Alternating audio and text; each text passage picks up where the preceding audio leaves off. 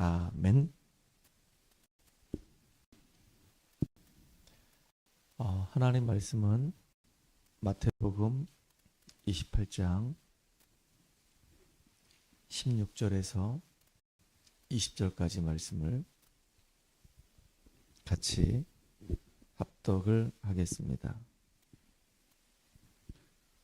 마태복음 28장 16절에서 20절까지 말씀입니다.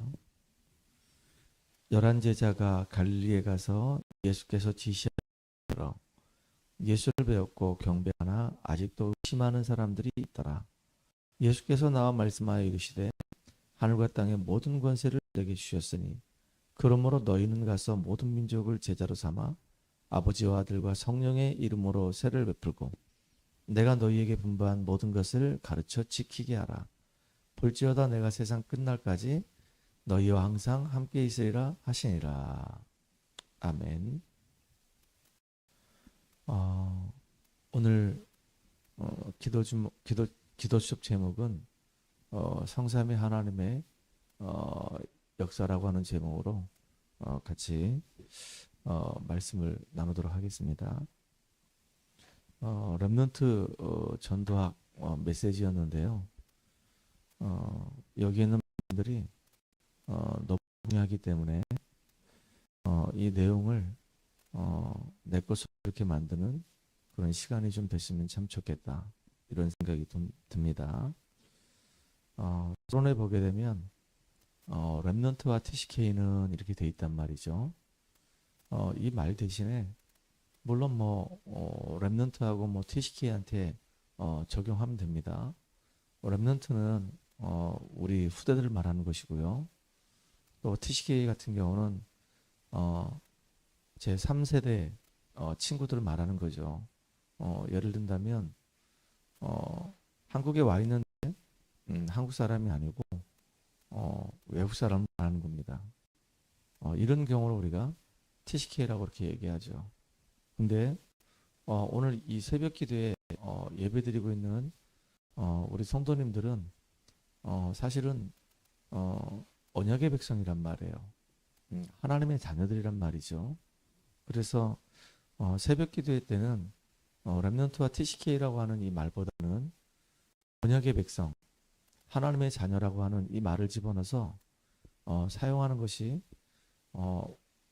이 지금 예배에 참석하는 우리에게 맞겠다, 이런 생각이 좀 듭니다. 그래서 한번 그렇게 집어넣어서 한번 내용을 좀 한번 살펴보겠습니다. 언약의 백성은 다시 말하면 하나님의 자녀들, 하나님이 주시는 응답을 따라서 성령의 인도를 받고 최고의 복을 받아야 됩니다. 하나님은 지금도 복음 가진 우리에게 복을 주기 원하셔요. 그래서 언약의 백성은, 하나님의 자녀들은 하나님이 지금도 우리에게 주시는 그 응답을 따라서 인도 받아가야 되는 겁니다. 이게 너무너무 중요한 거죠. 그래서 최고의 복은, 복 중의 복은 뭐냐? 성삼위 하나님이 지금 나에게 역사하시는 거예요. 다시 말하면 임마누엘의 이 축복을 우리가 누리고 하나님께서 나와 함께 하심이 이제 내 현장에서 나타나는 것이 중의 복입니다. 요셉 같은 경우 보게 되면 항상 예를 드는데요. 요셉 같은 경우를 보게 되면 자기의 의지와 관계없이 형들로 인해 가지고 애굽의 노예가 된 겁니다. 상황이 얼마나 심하게 됐습니까? 그런데 그 노예라고 하는 그 환경에 요셉은 속지 않고 거기서 성삼위 하나님이 함께하는 복을 누렸어요. 어느 정도였냐? 하나님이 요셉과 함께 하심으로 그가 형통한 자가 되어서 보디발의 집에 밭에까지 복을 받는 그런 일이 벌어졌거든요. 이게 복이란 말이죠. 보디발이 보고 알았어요. 저 요셉에게는 하나님이 함께 하시는구나, 알았단 말이에요. 그러니까 요셉에게 하나님이 함께 하시는 말이에요. 그리고 함께 하시는 사실들이 현장에 막 나타나기 시작했어요. 이게 복이라 그 얘기입니다. 그걸 오늘 이제 새벽에 예배드리고 있는 우리 성도들이 실제로 풍성드리는 시작이 되기를 소원합니다. 자, 첫 번째입니다.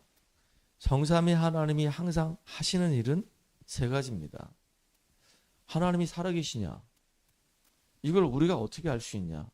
라고 질문한다고 한다면 하나님이 살아계심을 우리가 확인할 수 있는 방법이 세 가지가 있어요. 그 첫 번째가 바로 뭐냐면 하나님이 주시는 그 말씀이 지금도 그대로 이루어지고 있어요. 두 번째는 우리가 언약의 백성이라는 증거로 기도하면 기도가 응답이 돼요. 세 번째는 지금도 구원의 역사가 계속 이루어지고 있단 말이에요. 이것을 보고 하나님이 정말로 살아계시는구나. 하나님은 언약의 구원받은 이 하나님의 자녀와 함께 하시는구나 라고 하는 것들을 우리가 확인할 수 있단 말이에요. 그래서 성삼위 하나님이 항상 함께 하시는 그 첫 번째가 바로 구원의 역사를 지금도 이루어 가고 계시기 때문에 우리가 현장에서 복음 전해야 될 이유가 있는 거예요. 나를 먼저 구원해 주신 이유는 내가 생명을 얻고 하나님과 함께하는 풍성한 축복을 누리고 그러면서 내가 예전에 생명 얻기 전에 불신자 상태에 있었던 것처럼 지금도 운명의 이 굴레 속에 있는 사람들을 복음으로 그들을 건져내도록 하는 그 일 하나님이 우리를 부르신 겁니다. 그래서 아브람 보실 때 너로 말미암아 천하만국이 복을 받게 할 것이다. 또 모세를 보실 때 애굽 땅에서 고통받는 저 이스라엘 백성들을 거기서 건져내서 가나안 땅으로 인도해 갈 것이다. 또 하나님이 바울을 부르실 때도 이방인과 임금들과 이스라엘 자손들에게 이 복음을 증언하기 위하여 택한 나의 그릇이다 라고 얘기했거든요. 우리 부르신 이유는 우리가 복음 안에 있는 축복을 누리도록 하기 위해서 하나님이 함께하는 그 사실을 누리도록 하기 위해서 그리고 더 나아가서는 이제는 많은 사람들을 살려내는 그 일 속에 우리가 쓰임받게 하기 위해서 우리 부르신 겁니다. 그러니까 이게 너무 감사하죠. 성삼위 하나님이 나와 함께 하시는 그 첫 번째 증거가 지금도 언약 가진 우리를 통해서 구원의 역사를 계속 이루어 가신다는 사실입니다. 두 번째는 뭐냐? 말씀이 계속 성취되고 있어요. 그래서 이번 주 올해 2025년도에 들어오면서 계속 이야기하는 게 뭐냐면 간의 이 말씀을 우리가 따라가자. 그래서 우리 원단 메시지는 하나님의 계획을 이루는 자. 누가 하나님의 계획을 이루냐? 언약자가 하나님 계획을 이뤄요. 어디에서 하나님 계획을 이루죠? 내가 있는 그곳에, 내가 가는 그 자리에 하나님의 계획이 이루어지길 원하는 겁니다. 또 중요한 게 뭐냐면 하나님은 우리 원단에서 하신 말씀처럼 하나님은 내가 하는 그 일을 통해서 거기에 하나님의 증거가 나타나는 거예요. 나에게 왜 전문성을 주셨습니까? 나에게 왜 그 현장과 그 직장을 주셨습니까? 거기에 하나님의 계획이 있단 말이죠. 이게 중요한 거예요. 내가 가는 곳, 내가 있는 그 현장, 내가 하는 그 일에 하나님의 놀라운 계획이 숨겨져 있단 말이에요. 초대교회 성도님들은 너무 잘 알아요. 내가 있는 여기에 왜 여기에 있는지 그 이유를 알았어요. 내가 한 그 일에 왜 내가 이 일을 하는지 그 이유를 알았단 말이에요. 그래서 경제의 축복을 받고 전도와 선교와 이 후대를 위해서 완전히 생을 걸었던 사람들이 초대교회 성도들이었고 로마서 16장의 사람들이었단 말이에요.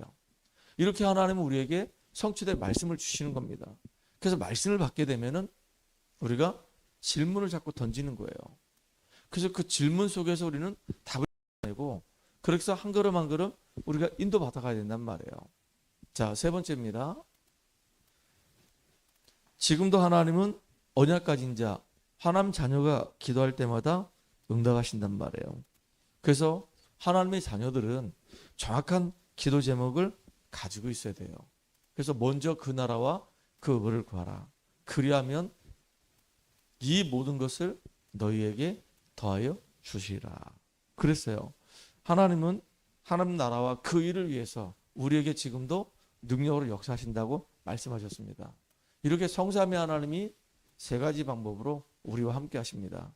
오늘도 이것을 누리는 저와 여러분 되기 바랍니다. 어떻게 세 가지 방법으로 우리와 함께 하시냐? 구원의 역사를 이루시고 기도에 응답하시고 말씀으로 성취하신단 말이에요. 이게 사실적으로 누림이 되는 여러분 되기 바랍니다. 두 번째입니다. 하나님의 자녀들은 언약의 백성들은 우리가 삶을 살아가는 동안에 10가지 발판이 딱 내 안에 장착이 돼 있어야 돼요. 하나님은 지금도 주권을 가지고 움직이신단 말이에요. 왜 나는 대한민국에서 태어났을까요? 하나님의 주권이에요. 저 북한에서 태어났어도 되는데 왜 하나님이 나를 이 대한민국에 태어나게 하셨을까요? 아니 저기 뭐 유럽이라든가 미국에서 태어나도 되는데 하나님이 나를 이 대한민국에 태어나게 하셨단 말이에요. 그리고 태어나고 보니까 저 같은 경우는 맹시성을 가진 집안에서 태어났어요. 우리 사모님 같은 경우는 전시성을 가진 집안에서 태어났어요. 왜 그랬을까요? 하나님의 주권입니다. 우리는 크게 하고 낮게 하고 높게 하고 모든 것이 다 하나님의 주권 속에 있다. 이걸 우리는 믿어야 되는 겁니다. 지금도 하나님은 그리스도 중심으로 이 역사를 움직이신단 말이에요. 우리 세계만 가지고는 세상을 이해할 수가 없어요. 교회사 안에서 세계사가 나온 거란 말이에요. 이 세상의 모든 흥망성쇠는 언약하고 관계 있구나. 복음이 들어가면 사는 것이고 복음이 나오면 결국은 죽게 되는 겁니다. 그리고 하나님은 구원받은 자에게 성령으로 충만하게 역사하신단 말이에요. 그리고 이 땅을 살아가는 동안에 우리가 승리할 수 있도록 하나님은 성경의 말씀을 주셨습니다. 이게 중요한 발판이에요. 하나님은 지금도 능력으로 역사하시는구나. 예수 그리스도의 이름 중심으로 이 땅은 움직여 가시는구나. 성령으로 지금 우리와 함께 하시는구나. 그리고 하나님 우리에게 이 땅을 살아가는 동안에 승리할 수 있는 보증서를 주셨는데 성경 말씀 주셨구나. 이 성경 말씀해 보니까 진짜 좋은 말도 있고 정말로 안 좋은 사건들도 숨김없이 다 기록되어 있구나. 아브라함이 실패했던 거, 다윗이 실수했던 거 싹 다 여기에 기록되어 있구나. 모세가 하나님께 막 안 된다고 막 이렇게 한 거 했던 거 다 여기 있구나. 우리로 하여금 그렇게 살지 말라고. 진짜 믿음 가지고 살라고 하나님은 이렇게 여기에 거울처럼 교훈처럼 말씀을 우리에게 주셨구나. 우리 자신들이 하나님 앞에 정말로 가치가 있는 성도구나. 지금 내가 있는 이 현장은 하나님이 나에게 허락하신 선교지구나. 지금 하나님은 우리의 생사화복을 주관하시고 계시구나. 언젠가는 우리는 죽음을 맞이할 수밖에 없겠구나. 그리고 죽음 뒤에는 반드시 내세가 있구나. 그래서 전도자의 삶을 살아가는 것이 가장 가치가 있는 축복된 인생이구나 라고 하는 10가지 이 발판이 내 안에 딱 내 것으로 무장돼야 된단 말이에요. 이게 중요한 겁니다. 이 신앙의 발판이 있어야지만이 흔들리지 않아요. 내가 정말로 어렵고 힘들고 그럴 때마다 신앙의 이 10가지 발판을 계속 묵상하면 힘이 난단 말이에요. 또 어느 기억해야 할 것이 있습니다. 우리는 항상 노바디예요. 아무도 도와주지 않아요. 그리고 나띵 현장 속에 있어요. 아무것도 없어. 아무도 도와주지 않고 아무것도 없어. 그런데다가 우리는 굉장히 무기력하고 무능합니다. 능력이 없어요. 그렇기 때문에 하나님의 그 은혜가 우리에게는 절대적으로 필요하단 말이에요. 아무도 안 도와줘도 우리 주변에 아무것도 없어도 혼자서도 살아남을 수 있는 비밀이 있어야 되는 겁니다.